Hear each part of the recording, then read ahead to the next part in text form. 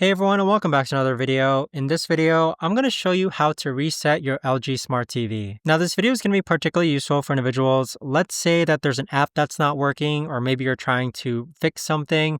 How do you actually go ahead and reset your LG Smart TV? Now this video is going to be short, sweet, and simple guys. There's not going to be a lot of steps involved.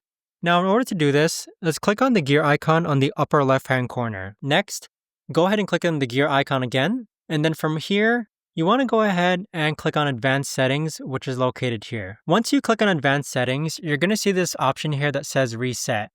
So what this is going to do is that it's going to delete all the settings for each screen mode and return it to its factory default settings. So with it, this is going to reset your screen, and there you have it.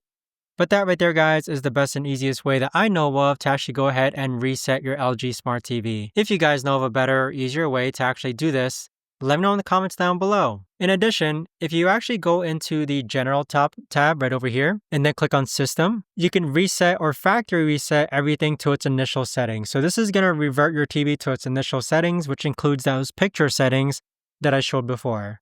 Thanks so much for watching everyone, and I'll see you guys all in the next video.